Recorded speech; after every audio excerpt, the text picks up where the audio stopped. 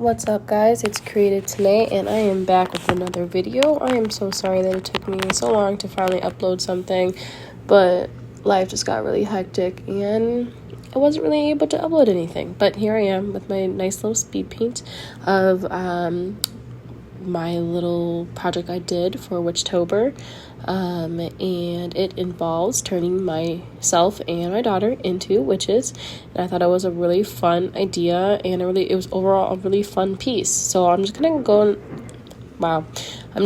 over like my process for this, and then just kind of talk about the different things that I did, So basically, we were starting off with like my sketch and my thumbnail sketches, okay? So you saw all that fun stuff. We don't have to kind of go into it. Especially that I only had one thumbnail sketch. I decided to go a different route, and I actually decided instead of doing my usual line art process that I would do things in blocks of color. So it took me a little bit to find what kind of brush I wanted to use in order to do this, and I picked a round brush that had some opaqueness to it.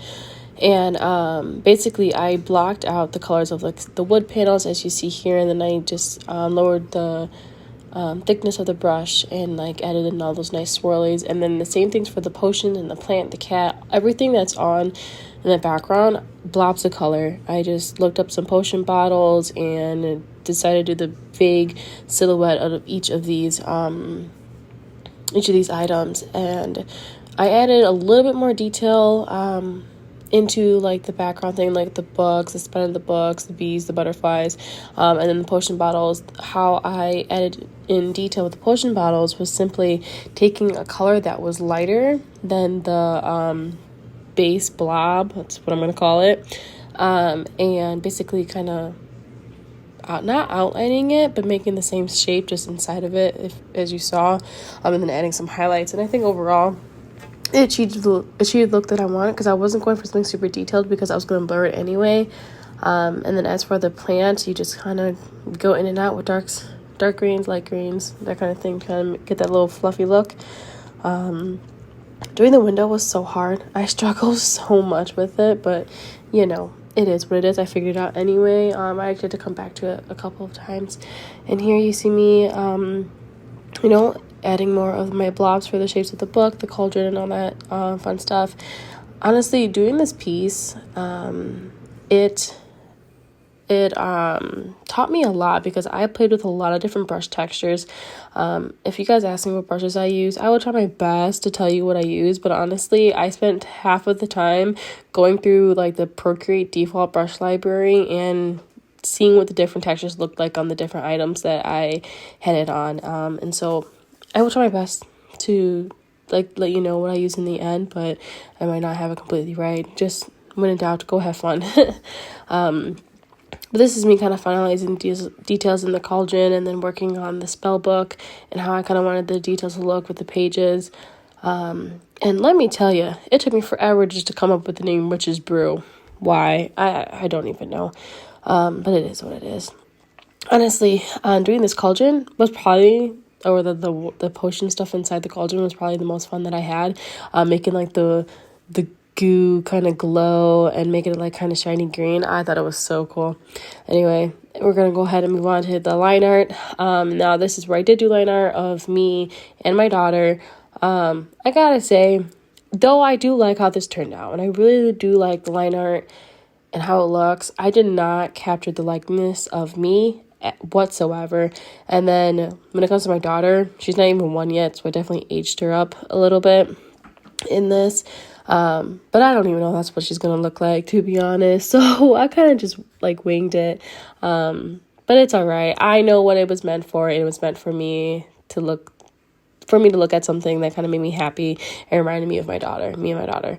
So although it doesn't look like us, I'm still gonna go for it. But let me tell you too, this side profile of doing my daughter's face, it was so difficult. I know you guys saw the first couple trials of it, and her face just reminded me of a horse. It was awful. I could not get it, but I found a good reference, and I just kind of referenced that and use that to help with the side profile, because I was struggling, as well as this hand. Honestly, I just ended up doing some weird little fingers, and I am not satisfied with how I did her hand. Maybe one day I'll come back and redraw this when I am like a better artist and more seasoned, but we shall see. We'll get there. But after line art, you do the same process as, you always do. We add in our flat colors. I'm sorry for all the flashing in and out. I was playing around with colors a lot because I didn't know what kind of color scheme I wanted to go for, especially for the background. But yeah, you add in all your flats. I have hazel eyes, so I was trying to capture that. It kind of more looks just like a brown and green goop in her eyes, but it's fine. And then this is where I take my dark blue and I kind of go through and start adding my shadows and all the part that there needs to be shadows, and I always put that on a multiply layer. And I did that for everything that needed shadows. And then I added my blush, and then I added my highlights, and I add my highlights on an add layer. Sometimes I'll do a little different one. I'll just kind of play around with layers and see which way it looks the best. And here's where I did the hair. And I gotta say, hair is one of the things I've been struggling the most with. And I am so happy with how this hair turned out. I had this awesome hairbrush. I will put it down in the description. And I used this hairbrush basically the entire time. I created a gradient, and then I just kind of went in with nice little squiggles to make the bases of my hair. You start with one base color, then you do a little bit of a darker color, then you do a little bit of a lighter color, kind of layer it all. If you guys want a tutorial of how I do my hair, I can definitely do a more in-depth video, or even like an in-depth like short or TikTok of it, and I can definitely show you guys the details on the dress and the see-through shirt. So much fun. Once again, I played around with brushes. I'm pretty sure I used either like the Nebula brush or the Star brush and the Procreate default brushes. I used that on like one of the layers, like a luminosity layer, color layer, something like that. And I don't know, it turned out great. Did that for both the shirts and the dress, and then adding like the green fog and the green lighting. Just look at it. It looks so good. I don't know, guys. I'm so proud of this. Please let me know what you think. Truly, I think I outdid myself. This is my first time ever even doing a background. I've never done something so detailed before, and I'm in love. I can't wait to do something like this again. Anyway, I hope you guys enjoyed, and I am going to add the final product right here so you guys can see. Please don't forget to like, comment, and subscribe. Until next time, guys. Bye.